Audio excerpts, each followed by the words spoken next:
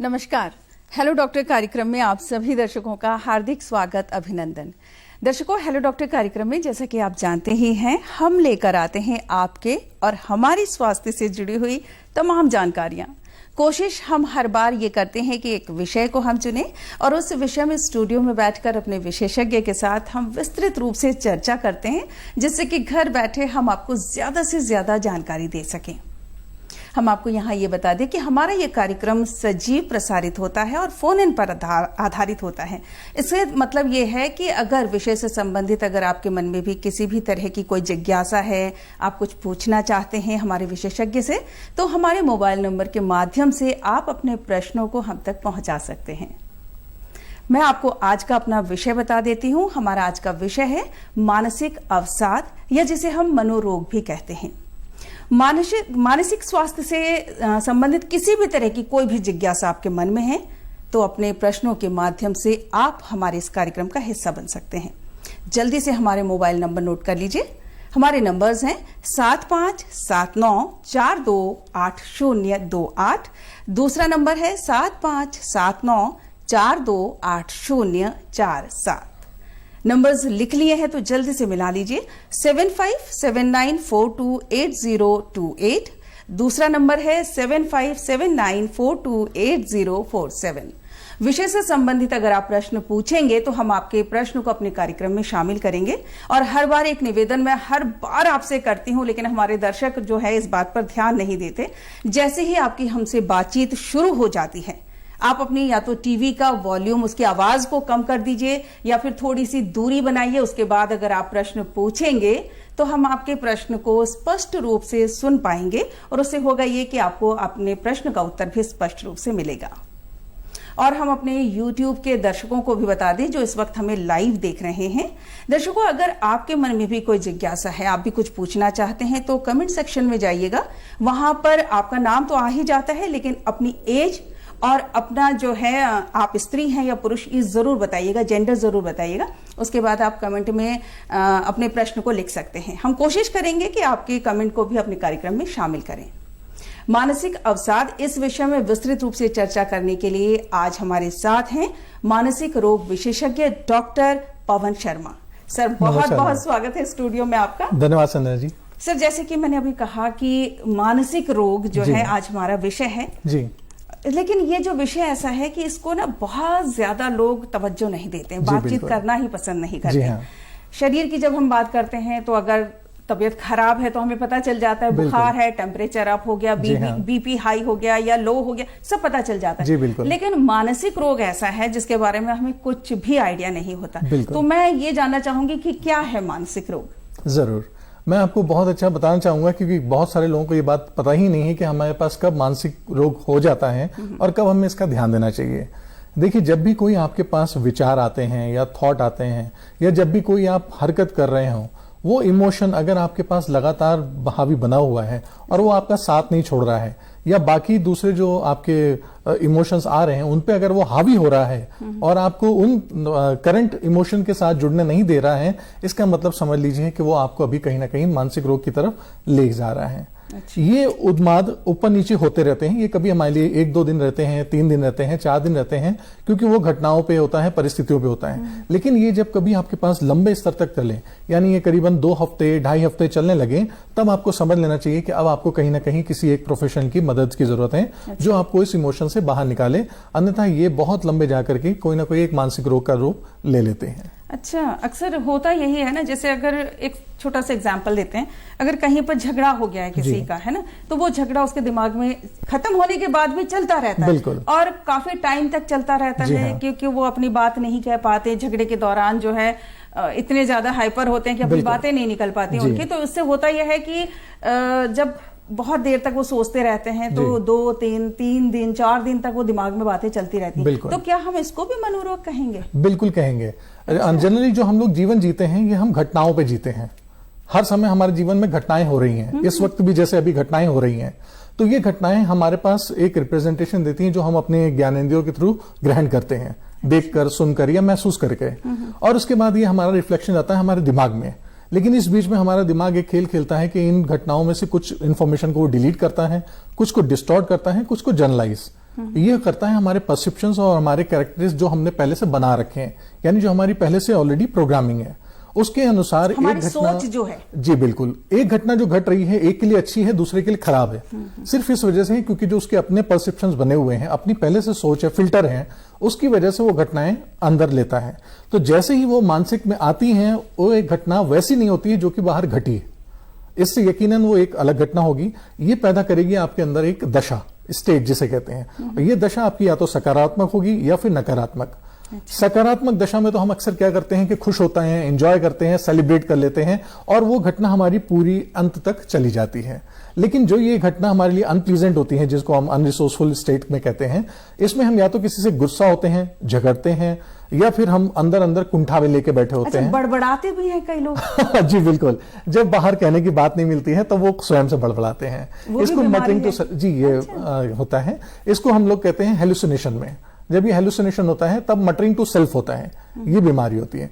ये एक दशा होती है जो कि थॉट प्रोसेस पे बेस होती है, इल्यूशन आते हैं इसमें। जब इल्यूशन होते हैं तो इसमें सिर्फ वो बात ही नहीं करते हैं, वो हेलुसिनेशन के साथ कुछ चीजें देखते भी हैं। वो ऐसे व्यक्तियों से बात कर रहे होंगे जो शायद रिश्तेदार उनके साथ बहुत दूर हो, आप कहेंगे तुम अकेले बड़बड़ा रहे हो, वो कहेंगे नहीं नहीं मैं उससे बात कर रहा हूं और मुझे जवाब भी मिल रहा है। ऐसे लोगों के कुछ काल्पनिक दोस्त भी होते हैं, वो उनका नाम भी रखते हैं, उनसे अपनी समस्याएं भी बात करते हैं और उनसे सॉल्यूशन भी मांग लेते हैं। अंतर यह है कि उनका कॉन्शियस और सबकॉन्शियस आपस में ही बात कर रहा होता है, बस उनको ये लगता है कि मैं किसी और से बात कर रहा हूं।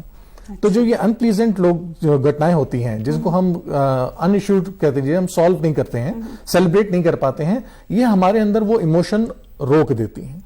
तो जब भी हम उस घटना को दोबारा से याद करते हैं, वो फिर से इमोशन वही ट्रिगर करते हैं और दोबारा हम उसी घटना में चले जाते हैं, गुस्से में। जैसे आपको कई सालों पहले गुस्सा रहा हो, वो घटना अगर आज भी आप याद करेंगे तो फिर से अभी वही इमोशन आएगा। तो अभी तक ये इमोशन खत्म नहीं हो पाया है। तो बेहतर यह है या तो हम किसी से लड़ झगड़ लें या उसको मारपीट करके रिजॉल्व कर लें, और या फिर ऐसा होता है सबसे अच्छी बात कि आप उसको माफ कर दें। अच्छा, जैसा अभी आपने कहा कि जो अपने आप में बातें करते हैं उनका अपने आप में कोई दोस्त भी होता है जिसका उन्होंने नाम रखा होता है। ऐसे लोग जो हैं वो डॉक्टर के पास जाते हैं। मुझे ऐसा लगता है डॉक्टर के पास न जाकर वो किसी बाबा, किसी ओझा के पास जाते हैं। यकीन आप बिल्कुल सही कह रहे हैं। अक्सर हमारे यहाँ समाज में जो मानसिक रोग से जुड़ी हुई स्टिग्मा है, शर्मिंदगी है, कलंक है, उसकी वजह से हम किसी पेशेवर डॉक्टर को ना दिखा करके, लेकिन तो बीमारी है ये, तो क्यों शर्म है? जी, क्योंकि अभी तक इसको बीमारी के रूप में नहीं जाना गया है। लोग पुराने जो हैं वो हमेशा ये सोचते हैं कि इसकी कोई ऊपरी हवा है। यकीनन ऊपरी हवा के साथ अगर कोई आप आस्था रखते हैं, विश्वास रखते हैं, आप मंदिर जाएं, मस्जिद जाएं, जो भी बाबा के पास जाना चाहते हैं जाएं, लेकिन हमारा सुझाव ये जरूर है कि एक प्रोफेशनल पेशेवर को जरूर दिखाएं, क्योंकि जब पेशेवर के पास वो जाते हैं तब तक उस पेशेंट की हालत इतनी ज्यादा बुरी हो चुकी होती है, इतना ज्यादा इंप्रेशन गहरा होता है कि शायद वो पेशेवर उसकी मदद नहीं कर पाता है और फिर उस पेशेंट को इसी स्थिति के साथ पूरा जीवन गुजारना होता है। अच्छा, जैसे अभी आपने कहा कि मानते नहीं है, एक तो यह है कि सोशल टैबू भी होता है कि वो अपने आप को मानसिक रोगी कहलाना ही नहीं चाहते। बिल्कुल। आपके पास जब कोई पेशेंट आता है तो आप सबसे पहले तो कैसे पहचानते हैं एक आम इंसान और एक मनोरोगी? कैसे आप पहचानेंगे कि हाँ इसको दिक्कत है, और क्या वो मान जाता है?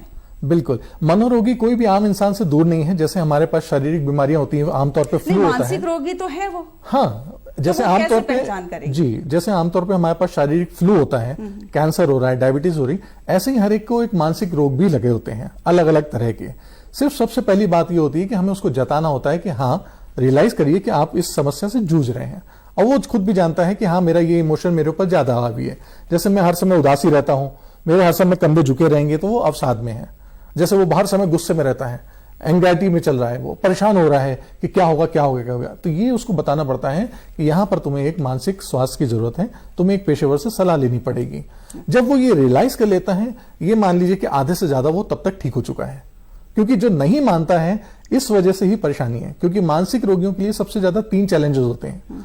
पहला चैलेंज ये आता है कि अपने से स्ट्रगल करना। पहले तो वो यही नहीं मानता मेरे साथ ऐसा हो सकता है, नहीं हो ही नहीं सकता, मानते ही नहीं। बिल्कुल, पहला स्ट्रगल उसका खुद से होता है। दूसरा स्ट्रगल होता है उसके परिवार के साथ, कि जब वो परिवार में किसी को बोलता है कि मुझे ये समस्या आ रही है, तो परिवार वाले उसको, चूंकि सोशल स्टिग्मा है, तो कहते नहीं नहीं ठीक है, तुम थोड़ा सा घूमो फिरो, बाहर जाओ, आउटिंग करो और तुम ठीक हो जाओगे। तुम्हारे साथ तो ऐसा हो ही नहीं सकता, तुम तो हंसते मुस्कुराते खेलते रहते हो, तुम तो दूसरों के लिए एक इंस्पिरेशन हो। लेकिन हर एक की चुनौती वैसे ही है। आप दूसरों को मना करते हैं मानसिक स्वास्थ्य के लिए, तो ये बिल्कुल ऐसा ही है कि जैसे आप एक अस्थमा के रोगी से कह रहे हैं कि इतनी सारी हवा है आसपास, तुम्हें सांस लेने में इतनी दिक्कत क्यों हो रही है? ये तो उसको मालूम है कि उसके साथ क्या परेशानी चल रही है। इसी तरह से जो मानसिक रोगी है, उसके जो अपने विचार हैं, जिससे वो खुद अकेले द्वंद्व में जूझ रहा है, लड़ रहा है, उसको ही पता है कि मेरे साथ क्या हो रहा है। और तीसरा जो सबसे बड़ा चैलेंज आता है वो आमतौर पर आता है हमारे डॉक्टर्स, क्योंकि जब वो इलाज कराने जाते हैं हम लोग नॉर्मल, तो फिजिशियंस के पास जाते हैं आमतौर पर। तो इस चुनौती के लिए भी वो ज्यादातर फिजिशियंस के पास ही जाते हैं। तो फिजिशियंस या तो अपनी जानकारी के अनुसार या रोज चलते फिरते में कहते हैं आप बस दवाई खाओ, सुबह एक्सरसाइज करो, चलो फिरो, आप ठीक हो जाओगे, माहौल बदलोगे। बेहतर यह होगा कि आप उसको वहां पर कहीं ना कहीं एक मानसिक रोग प्रोफेशनल के साथ एक सजेशन दें, क्योंकि मानसिक रोग विशेषज्ञ जो होता है वो उसके परसेप्शंस को बदलता है, उनकी चीजों को बदलेगा, समझेगा, अंडरस्टैंड करेगा और अच्छी तरह से समझने के बाद उसका एक निवारण भी देगा। अच्छा, मतलब आप जब कोई पेशेंट आता है आपके पास तो उससे बहुत सारी बातें करते होंगे ना, बातों के जरिए से ही आपको पता चलेगा कि इनके अंदर जो है क्या दिक्कत चल रही है। बिल्कुल। तो वो मान जाते हैं इस बात के लिए कि हाँ मुझे दिक्कत है। हाँ, बहुत सारी चीजें बातों से आती हैं, और चूंकि हमारा न्यूरोलॉजी फिजियोलॉजी दोनों एक ही साथ जुड़ा हुआ है, उसकी शारीरिक भाव भंगनाएं ही तुरंत बता देती हैं कि इसके अंदर कोई मानसिक द्वंद्व चल रहा है। अच्छा। जैसे अगर कोई मानसिक में डिप्रेशन है तो आप तुरंत देखेंगे वो कंधे झुके हुए होंगे, उसकी आवाज बहुत शैलो होगी और वो बहुत धीमे धीमे अंतर चल रहा होगा। और उस वक्त हम लोग सिर्फ इतना करते हैं कि जरा अपने कंधे सीधे करिए, जरा ऊपर देखिए, और वो उस दशा से बाहर आ जाता है। कॉन्फिडेंस की भी कमी होती है, सिर्फ इतनी ही बात होती है। आप न्यूरोलॉजी फिजियोलॉजी में जरा सा भी अंतर करके एक दूसरे को ऑल्टर कर सकते हैं। इसी तरह से जो एंग्जाइटी होता है, जो एंग्जाइटी वाला होता है, वो आप देखेंगे कहीं ना कहीं अपने आप को खुरच रहा होगा, परेशान कर रहा होगा, उसके पैर इधर उधर हिल रहे होंगे, वो कुछ ना कुछ ऐसी चीजें कर रहा होगा कि वो बेचैनी है, यानी वो किसी रिजल्ट का इंतजार कर रहा है और उसका बीच का वो इंतजार उससे बर्दाश्त नहीं हो रहा है, तो वो उतावलापन दिखा रहा है। अच्छा। तो अधिक उतावला हो जाना ही एंग्जाइटी कहलाता है। अच्छा, WHO के आंकड़े जो हमें बताते हैं लगभग 45 करोड़ के लोग हैं, जो 45 करोड़ के लगभग लोग हैं जो मनोरोगी हैं। तो लेकिन ऐसी क्या वजह है कि इस ओर बढ़ते जा रहे हैं लोग? बिल्कुल, मैं इसमें आपको और आंकड़ा जोड़ना चाहूंगा कि अवसाद से जुड़े हुए 85% लोग ऐसे हैं जिनको कि इलाज मिलता ही नहीं है या मिल नहीं पा रहा। उसका कारण ये होता है या तो वो एक प्रोफेशनल तक पहुंच नहीं पा रहे या उनको कहीं ना कहीं से इलाज तक मदद नहीं मिल पा रही, पहुंचना नहीं चाह रहे, चाहते भी हैं। जी बिल्कुल, क्योंकि हम समाज में नहीं बताना चाह रहे हैं कि मुझे इस चीज से दिक्कत है, परेशानी है और मैं इसका इलाज कराना चाह रहा हूं। आपको ये मान लेना होगा सबसे पहली बात कि हमारे पास जो मानसिक बीमारी होती है ये सिर्फ वैसे ही है कि जैसे हमारे शरीर में कोई चीज आ रही है, अभी अगर बीमारी हुई है तो ठीक हो जाएगी, लेकिन हम लोग ये मानते हैं कि मानसिक बीमारी से अगर कोई पेशेंट है तो यानी अब जीवन पर्यंत की बात हो गई। ये ऐसा नहीं है, जैसे ही वो उस दशा से बाहर निकलेगा वो तुरंत ही ठीक हो सकता है। अब जो आपका सवाल आया इसमें कि लोग इस वक्त बहुत ज्यादा मानसिक पेशेंट हो रहे हैं, जी बिल्कुल, क्योंकि जो पीछे अभी कोविड का मौसम गया है उस वजह से क्या हो गया कि लोगों ने वो दिन देखे हैं जो कि उन्होंने कभी उम्मीद नहीं करी थी। और असल चीज से ज्यादा डर होता है हमारी कल्पना का डर कि अगर ऐसा हुआ तो लोग मरने से नहीं डरते, लोग मरने के डर से डरते हैं कि ऐसा हो गया तो क्या होगा। और जब वो तो वाली बात होती है तो वो अपनी कल्पना के अकॉर्डिंग एक सीन बनाते हैं, उस घटना का वृतांत बनाते हैं, फिर वो देखते हैं हमारे करीबी लोगों के साथ क्या बीतेगा और वो मैं कैसे देख रहा हूंगा, उनको कैसी परेशानी होगी, मैं कितने कष्ट से गुजर रहा हूंगा। ये चीजें उनको हमेशा इतना ज्यादा परेशान करती हैं कि जो बीमारियां उनके पास नहीं भी हैं वो उनके पास पैदा होनी शुरू हो जाती हैं। अच्छा, तो मतलब अगर हम ये कहें कि क्या अकेलापन, जैसे अभी कोविड की बात अभी आपने कही, तो क्या अकेलापन भी कहीं ना कहीं मनोरोग का एक स्टेप हो सकता है? बिल्कुल, आपने बहुत अच्छी बात बोली है। अकेलापन सबसे पहले शुरुआत करता है। अच्छा। क्योंकि जब भी अकेला व्यक्ति होता है, अपने से बात करता है, तो हमारा ब्रेन इस तरह से वायर है कि हम अच्छी चीजों के बजाय बुरी चीजों पे ज्यादा ध्यान देते हैं, क्योंकि हमारा दिमाग हमारी हमेशा सुरक्षा के लिए काम करता है। तो अगर वो कहीं भी किसी भी जगह पे होगा तो सबसे पहले अपने बचाने और अपने आप को सुविधा पे काम करता है। मतलब कहने का तात्पर्य ये है कि अगर थोड़ा बहुत नकारात्मकता हमारे अंदर है, नेगेटिविटी हम थॉट में है, तो वो हमारे लिए पॉजिटिविटी है। पॉजिटिविटी है, लेकिन हमारा जो ब्रेन है अकेलेपन में वो खतरे का संकेत देता है। अच्छा। और हम कॉन्शियसली उस खतरे के संकेत को बहुत ज्यादा बढ़ाने लगते हैं कि हमारे साथ ऐसा हो गया तो, ऐसा हो गया तो, ऐसा हो गया तो फिर हम सिर्फ उस संभावना को जाते हैं जो कि नकारात्मक होगी। अच्छा। और अत्यधिक नकारात्मकता ही हमको डिप्रेशन की तरफ लेके जाती है। और ये डिप्रेशन इतना ज्यादा हो सकता है, जैसे मैं आपको उदाहरण बता सकता हूं कि कोई व्यक्ति अगर जो डिप्रेस है, अगर वो सिर्फ रोड पे जा रहा है और सामने वाले व्यक्ति से उसने हेलो करा है या नमस्ते करा है, अगर उसने जवाब नहीं दिया या नहीं दे पाया, वो अगल निकल गया बगल से, तो ये जो बंदा हमारा पेशेंट है डिप्रेशन का, वो सिर्फ ये सोचेगा इस व्यक्ति ने मुझे डिप्रेशन का हेलो का जवाब नहीं दिया, यानी मेरी कोई वैल्यू नहीं है इसके सामने। अच्छा। फिर वो ये कहता है मेरी वैल्यू इस समाज में नहीं है। फिर वो ये सोचता है इससे ज्यादा बुरा कि मेरी वैल्यू कहीं भी दुनिया में नहीं है। तब उसको अपना जीवन बहुत भारी लगने लगता है और उस वजह से फिर वो आत्महत्या जैसे कदम भी उठाना शुरू करता है। बिल्कुल, अकेलापन जो है पहला स्टेप आपने बताया, जी। दूसरा स्टेप क्या होगा इस पे हम आगे बात करेंगे। दर्शकों, हम आपको यहाँ पर बता दें, आप इस वक्त देख रहे हैं हेलो डॉक्टर कार्यक्रम, और हेलो डॉक्टर कार्यक्रम इस वक्त सजीव प्रसारित हो रहा है दूरदर्शन उत्तराखंड से। और अगर आपके मन में भी मनोरोग से संबंधित किसी भी तरह की कोई समस्या है, आप कुछ पूछना चाहते हैं, तो हमारे मोबाइल नंबर आपकी टीवी स्क्रीन पर हम फ्लैश कर रहे हैं, तो उन नंबरों के माध्यम से आप अपने प्रश्नों के माध्यम से हमसे जुड़ सकते हैं, अपने प्रश्नों को हम तक पहुंचा सकते हैं। देखिए, हम बात ही कर रहे हैं और कॉलर हम तक जुड़ चुके हैं। हेलो। हाँ, हेलो जी, नमस्कार। नमस्कार सर, नाम बता दीजिए अपना। नाम बुद्धिलाल जी, किस जगह से आपने फोन किया है? ये हेलो डॉक्टर जी जी जी, कुछ पूछना चाह रहे हैं आप? हाँ, बुद्धिलाल है मेरा नाम। पूछिए, प्रश्न पूछिए बुद्धिलाल जी। जी, ऐसा ना बता रहे छोटे बच्चे की बहू है ना। जी जी जी जी, आप पूछना चाहता हूँ। क्या पूछना चाह रहे हैं? फिर से प्रश्न दोहराइए। छोटे भाई की बहू है, आपको 16 महीने में डिस्टर्ब कर दी। छोटे भाई की बहू तक तो समझ में आया है। डिस्टर्ब है। डिस्टर्ब है। जी जी जी वो मतलब वो दिल से अनाथ खाना तो ऐसे ही बोल रही है ना। जी जी जी, अच्छा, ऐसे बोलती है।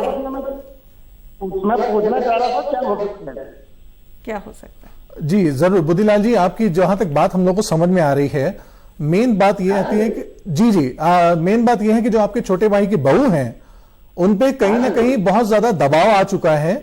ये दबाव या तो मायके का है या ससुराल का है।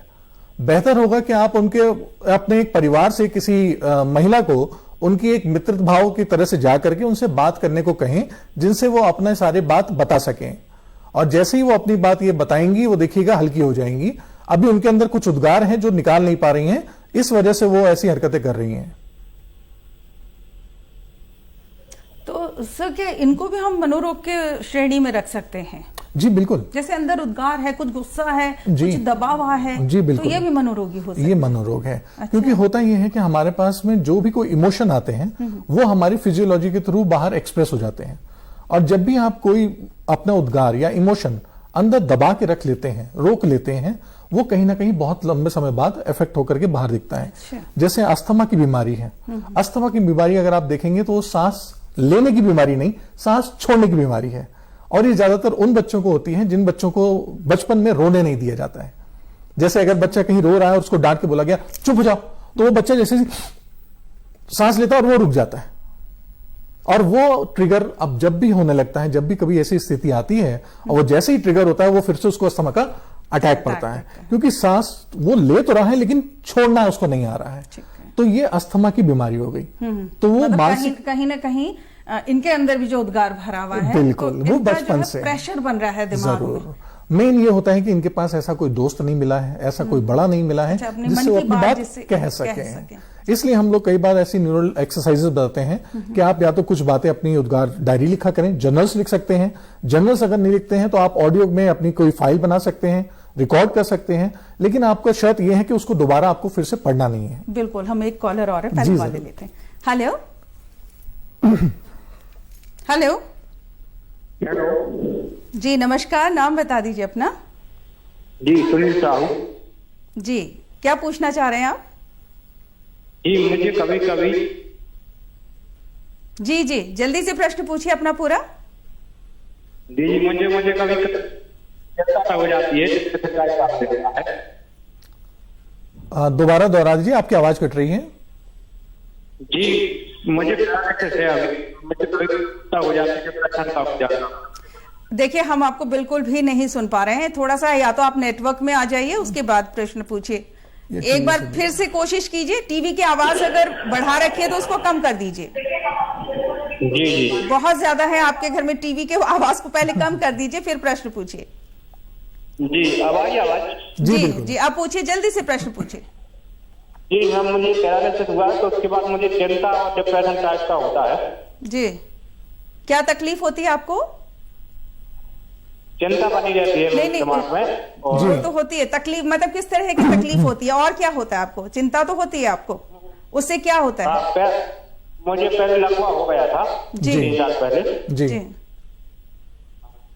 उसी के बाद सर, तो वही बताइए, लकवा हुआ था तो तब से है डिप्रेशन, चिंता इनको होती है? बिल्कुल। इन्होंने जब लकवा इनके साथ हुआ था जीवन में, तो याद कीजिए आपने उस वक्त अपनी जिंदगी को लेकर के बहुत ज्यादा चिंता करी थी। हाँ और आपको ये भी परवाह हो रही थी कि आपके परिवार आपके बगैर कैसे रहेगा। जी जी बिल्कुल। एक्चुअली में वो घटना हुई तो नहीं है, लेकिन आपका वो डर, आपकी वो सोच आज भी आपके मानसिक पटल पे वैसे ही स्थिर है और वैसे ही जगह बना रखी है। अब मैं आपसे रिक्वेस्ट करूंगा कि आप सिर्फ अपने आप को उस घटना से निकाल करके आप दोबारा अपने परिवार के साथ हंसता खेलता हुआ देखिए और उनके साथ आगे के कुछ सालों में मदद करते हुए देखिए। आप देख सकते हैं कि पुरानी छवि जैसे ही हटेगी, आपका डिप्रेशन का माहौल हट जाएगा। आप जरा अपने कंधे अभी इस वक्त सीधे करिए और गहरी सी सांस लीजिए और अपना नाम बोलिए फिर से।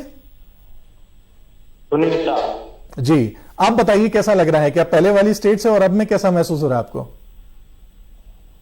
नहीं, ठीक लग रहा है। धन्यवाद। बिल्कुल, आप इसी तरह से कर सकते हैं। आप अपने भविष्य के रेफरेंस बनाइए जहां पर आप अपने परिवार के साथ में, आप उन घटनाओं की चिंता मत करिए जो आपके पास अभी नहीं हुई हैं। आप उस वक्त ठीक हैं, आप लकवे से बाहर आ चुके हैं और स्वस्थ जीवन जी रहे हैं। जी, कहीं ना कहीं आपस में बातचीत न करना भी एक कारण हो सकता है। बहुत बहुत ज्यादा, क्योंकि आमतौर पे हम लोग जब अकेले ही होते हैं तो समाधान भी खुद ही मांगते हैं और समस्या भी खुद क्रिएट करते हैं। नहीं, परिवार भरा होता है, लेकिन आज का जो समय है ना, सबके हाथ में जो एक मोबाइल जैसी चीज आ जी, गई है, बिल्कुल। तो वो क्या करते हैं, हम लोग आसपास ही बैठे रहते हैं, मोबाइल हम यूज करते रहते हैं, बातें नहीं करते हैं, यकीनन। है ना। माता पिता अपने बच्चों से बातें नहीं कर रहे, पति पत्नी आपस में बात नहीं कर रहे, बिल्कुल। वो मोबाइल में सबके सब। अगर एक छुट्टी मिलती है संडे जी भी, हाँ। तो वो संडे उनका आधा दिन तो मोबाइल में चला जाता बिल्कुल। है। जो पहले का समय था वो संडे को एंजॉय किया जाता जी था, हाँ। लेकिन आज का टाइम बिल्कुल बदल गया। तो कहीं ना कहीं एक ये वजह भी हो सकती है। बहुत ज्यादा है। और हम हमेशा अपनी वर्कशॉप में, अपने ट्रेनिंग में हमेशा बताते हैं लोगों को कि जब भी आप खाना खा रहे हो, एटलीस्ट डाइनिंग टाइम, उस समय आप लोगों का मोबाइल आपके पास नहीं होना चाहिए। क्योंकि हम लोग जब भी खाना खा रहे होते हैं, आप अगर गौर करें, लोगों से पूछें कि आपने कल क्या खाना खाया था, तो शायद वो बता भी नहीं पाएंगे। क्योंकि वो जो खाना खा रहे होते हैं वो उस इमोशन के हिसाब से खा रहे होते हैं जो भी वो टीवी या अपने मोबाइल में देख रहे होंगे। उस वजह से उनके पास शरीर में काम नहीं आता, खाने का टेस्ट भी नहीं आता, क्या खाना खाया पता ये है भी नहीं पता है। वो परिवार के साथ बैठे हैं लेकिन साथ नहीं है। इसलिए बेहतर ये होता है कि जो डाइनिंग टाइम होता है वो एक बहुत क्वालिटी टाइम होता है, जिसमें आप एक दूसरे के साथ बैठें, अपनी बातें बोलें परिवार वालों से, बच्चों के साथ बोलें, उनकी समस्याएं सुने। आप देखेंगे आपके जीवन में बहुत सारे बदलाव आ जाएंगे और परिवार वाले जुड़ने शुरू हो जाएंगे। क्योंकि परिवार में वो एक साथ रहते जरूर हैं, आप ये कह सकते हैं वो इस समय रूममेट है सारे जो रह रहे हैं, लेकिन वो फैमिली मेंबर्स नहीं है। बस ये बहुत बड़ा एक कारण हो जाता है, क्योंकि बातचीत से भी बहुत सारे मसले हल हो जाते हैं। लेकिन उन मसलों को हम हल तब करेंगे जब हम मोबाइल को दूर रखेंगे। मुझे तो ऐसा लगता है कहीं ना कहीं जब संडे होता है ना, तो मोबाइल का भी संडे हो जाना चाहिए, उसको भी ऑफ कर देना चाहिए और फैमिली के लिए एक वैल्यू टाइम निकालना बहुत जरूरी हो जाता है। डॉक्टर साहब, यहाँ पर ना एक गजल की 2 लाइन है जो मुझे याद आ रही है कि तुम इतना जो मुस्कुरा रहे हो, क्या गम है जिसको छुपा रहे हो। बिल्कुल। जो डिप्रेशन में बंदे होते हैं, हाँ। उनमें क्या होता है, स्माइलिंग फेस होता जरूर है ना, मुस्कुराता हुआ चेहरा। वो शो नहीं करना चाहते, दिखाना नहीं चाहते कि उनके अंदर क्या चल रहा है। तो कहीं ना कहीं ये खतरनाक हो सकता है, क्योंकि ये कोई और उनको जज नहीं कर पा रहा है। बहुत ज्यादा, क्योंकि हम लोग रहते हैं फैब्रिकेटेड वर्ल्ड में। आप देखते हैं आमतौर पे हम लोग मेकअप करते हैं, हम बहुत अच्छे कपड़े पहन के जाते हैं, और हम लोगों की लाइफस्टाइल में यही सिखाया गया है कि जो असली हो वो नहीं दिखाना है, जो दिखाना चाहते हो वो दिखाओ। और इसी तरह से हम लोगों के पास देखिए जो मानसिक वाली बात चलती है, उसमें हमेशा जब भी कोई चुनौती होती है तो वो फेक स्माइल दिखाएंगे, वो फेक इन्वॉल्वमेंट दिखाएंगे कि हम आपके साथ हैं, लेकिन ऑलरेडी वो कहीं और होते हैं। वो ये बताना नहीं चाहते हैं कि हमारे पास कुछ भी परेशानी चल रही है, क्योंकि जैसे ही वो नॉर्मल होंगे तो उनके दिमाग की परेशानी उनके चेहरे के भाव भंगिमाओं को तुरंत बदल देगी, और सामने वाला तुरंत कहता है कोई समस्या है, कोई परेशानी है। उसको छुपाने की वजह से वो हमेशा एक आवरण है, वो फेक स्माइल रखते हैं। तो वो फेक स्माइल रखते हुए जनरली क्या होता है कि वो उस इश्यूज को और ज्यादा बढ़ा रहे होते हैं। अच्छा। क्योंकि उनको सॉल्यूशन नहीं आ रहा, वो बहुत ज्यादा खतरनाक है। मैं आपके माध्यम से सबको बताना चाहता हूं कि जब भी कभी आपके पास कोई एक ऐसा व्यक्ति मिले जो कि आत्महत्या जैसी बातें कर रहा हो, या वो कहता है कि मैं जीवन खराब है, मैं कुछ नहीं करना चाहता, आप उस वक्त निरंतर अगर सबसे मदद करना चाहते हैं तो बहुत अच्छा है कि आप उससे सीधे पूछें क्या मरना चाहते हो? क्या आप अपना जीवन खत्म करना चाहते हो? जैसे ही आप ये बात बोलेंगे, आप सोच लीजिए उसको मौत से वापस खींच के ला रहे हैं। अच्छा। आमतौर पे हमारी भ्रांति क्या होती है, नहीं नहीं इससे बात मत करो, इससे बोलो मत, मौत की तो बात ही मत करो। हाँ इससे बोलो मत, नहीं तो ये कुछ और बोल देगा उठे। जनरली हम जब नहीं बोलते हैं तो वो व्यक्ति मौत की तरफ या अपने कुछ नुकसान देने वाली हरकतों की तरफ ज्यादा बढ़ रहा होता है, बजाय इसके कि वो वहां से बच के आए। अच्छा, आज के टाइम पे अगर हम बात करें तो आत्महत्या जैसी जो आंकड़े हैं हमें बहुत ज्यादा सुनाई दे जी, रहे हैं, बिल्कुल। लेकिन ऐसा उनके दिमाग में ऐसी क्या सोच आती होगी जो वो अपना जीवन खत्म करना चाहते हैं? बिल्कुल, सबसे पहली बात होती है पहचान। अपनी वर्थ अपनी ही नजर में अगर नहीं है तो ही बात ये सब होती है कि हमारे लिए जीवन खराब है या मैं खराब हूं। जिस तरह से हमारे परिवार में आप देखते हैं, कभी उन्हें सुन लिया मतलब अपना जीवन जो है वो टफ लगता है जी, बिल्कुल। और मौत बहुत इजी लगती है, ऐसे कुछ सोच आते हैं क्योंकि उनके साथ आइडेंटिटी स्टिक करी जाती है। क्योंकि जाने अनजाने में हम बचपन में कभी उनको कह देते हैं ये बेकारी पैदा हुआ या तेरा जीवन बेकार है, या कभी स्कूल में किसी अध्यापक ने बोल दिया कि तुम जीवन में कुछ नहीं कर सकते, तुम बेकार हो। ये चीजें छोटी छोटी, हाँ मन को कहते हैं हम अनकॉन्शियस माइंड। सबकॉन्शियस में वो इतना इम्प्लांट हो जाती है कि वो हमेशा ये सोच लेता है कि बेकार हूं, बेकार हूं, बेकार हूं। और बेकार को फिर वो एक ही चीज देखता है कि मैं उसको कब खत्म करूं। एक्चुअली में जिस दिन वो आत्महत्या करता है वो उस दिन आत्महत्या नहीं करता है, वो उससे बहुत पहले कर चुका होता है। उस दिन सिर्फ वो एक इंसिडेंट देखता है कि इसको रूप कैसे दूं। तब या तो वो ट्रेन के आगे आता है, तब या तो वो किसी छलांग लगाएगा, तब वो जहर खाएगा या कुछ और। लेकिन ये बात वो बहुत पहले कर चुका होता है, डिसाइड कर चुके होते कि हैं हम लेस वर्दी हैं, हमारे जीवन का कोई वर्थ नहीं है, कोई वैल्यू नहीं है, इसको खत्म ही होना चाहिए, इसके होने से कोई मतलब नहीं है। तो अगर हम ये आत्महत्या जैसी चीजों से बचाना चाहते हैं और अपने समाज को बचाना चाहते हैं तो सबसे पहली जरूरत है कि हम अपने जितने भी यूथ हैं, नए बच्चे हैं, उनको ये एहसास कराएं कि उनका जीवन कितना बहुमूल्य है, कीमती है, चाहे वो परिवार के लिए हो, चाहे वो देश के लिए हो, चाहे समाज के लिए हो। बिल्कुल सर, बातचीत जारी रखेंगे, कॉल ले लेते पहले। जरूर। हेलो, हेलो, नमस्कार, नाम बता दीजिए अपना। मुझे अपने पापा की प्रॉब्लम बतानी है। जी हाँ जी, हाँ जी, हाँ जी, नाम बताइए ना पहले अपना, हम भी तो जाने कौन बोल रहा है। मेरे को अपने पापा की तकलीफ बतानी है। चलिए, पापा के बारे में कुछ बताना चाह रही, बताइए आप। पापा का नाम है मिस्टर मोहन जी जी जी जी। देखिए, हम आपकी आवाज को ना समझ नहीं पा रहे। पापा का नाम है मिस्टर मोहन। नहीं, कोई बात नहीं, आप पापा का नाम नहीं भी बताना चाहती, अपना नहीं भी बताना चाहती, आप प्रश्न पूछिए, क्या आप पूछना क्या चाह रही हैं? मेरे पापा का नाम है मिस्टर मोहन सिंह। जी, पूछिए, प्रश्न पूछ लीजिए, क्या जानना चाह रही हैं आप? मेरे पापा को ना डिप्रेशन रहता है, मतलब बहुत सोचते हैं वो।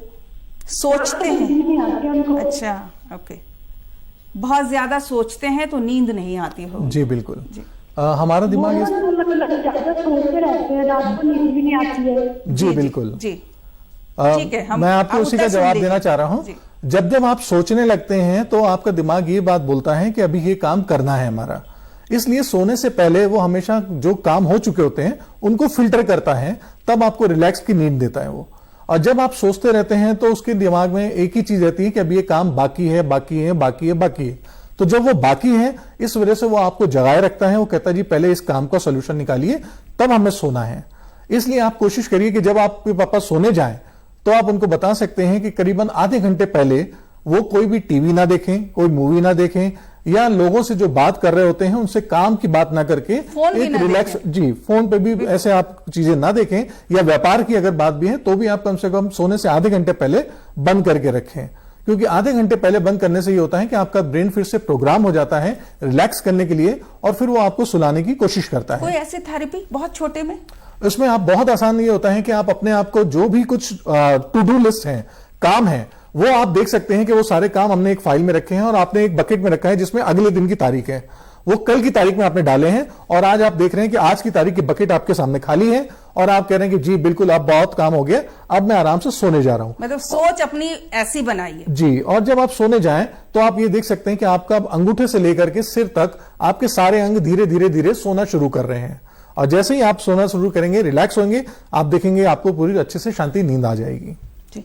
अच्छा, मुझे ये बताइए चलने से पहले कि मानसिक रोग जो है मन की बीमारी है या दिमाग की? एक्चुअली मन होता है सबकॉन्शियस, जिसपे हमारा कंट्रोल नहीं होता, जिसका वेग बहुत ज्यादा है, उसको मन कहते हैं। फिर क्यों कहते हैं कि मन के हारे हार है, मन के जीते जीत? जी बिल्कुल, क्योंकि सबकॉन्शियस में जो चीजें पहले से प्रोग्राम हो चुका है वो ही सही है। यदि आप कहते हैं कि आप ये कर सकते हैं तो भी आप सही हैं, जो आप करते हैं नहीं तो भी आप सही हैं। एक संक्षिप्त में क्या सुझाव देना चाहेंगे हमारे दर्शकों को मानसिक रोग से बचे रहें? जरूर, इसके लिए सिर्फ इतना कहना चाहेंगे कि जो भी आपके पास अतिरेक है, कोई भी चीजें आपके पास जरूरत से ज्यादा हैं और जो आपका मूड खराब करती हैं, आप उनसे बचिए। आप कोशिश करिए कि जितने ज्यादा सकारात्मक माहौल में रह सकते हैं उनके साथ रहिए। ज्यादा से ज्यादा आप स्क्रीन टाइम कम करिए और रियल वर्ल्ड में जीना शुरू करिए। और अगर आपके पास कोई एनिमल्स हैं, पेट्स हैं या समाज सेवा है या नेचर में आप जुड़ सकते हैं, तो आप देखेंगे कि आपकी मैक्सिमम से मैक्सिमम आपकी मानसिक परेशानियां सारी खत्म हो जाएगी। और समाज सेवा भी आप उनकी करिए जो नीचे तबके के हैं, गरीब हैं। आप देखेंगे आपको एक सेंस ऑफ सेटिस्फेक्शन मिलेगा, जिससे आपको लगेगा कि आपके पास जो चीजें हैं वो अच्छी हैं, ठीक हैं और आप अच्छे से रहना शुरू कर देंगे। बिल्कुल। और एक लाइन मैं भी जरूर बोलूंगी कि आप कनेक्टेड रहिए, आपस में लोगों के साथ जुड़ के रहिए, मन की बातें जरूर शेयर करते रहिए, बातें जरूर कीजिए। डॉक्टर साहब, आप स्टूडियो में आए, बहुत अच्छी चर्चा हुई है, समय निकालने के लिए आपको बहुत बहुत बहुत शुक्रिया आपका। दर्शकों, हमें उम्मीद है आज मानसिक रोग विषय पर हमने जितनी भी बातचीत की, ये बातचीत आपको जरूर पसंद आई होगी। फीडबैक अगर आप हमें देना चाहें तो दूरदर्शन देहरादून उत्तराखंड के पते पर हमें लिखकर भेज सकते हैं। अगले हफ्ते एक नए विषय के साथ हम फिर से उपस्थित होंगे। तब तक के लिए हेलो डॉक्टर की समस्त टीम को दीजिए इजाजत। नमस्कार।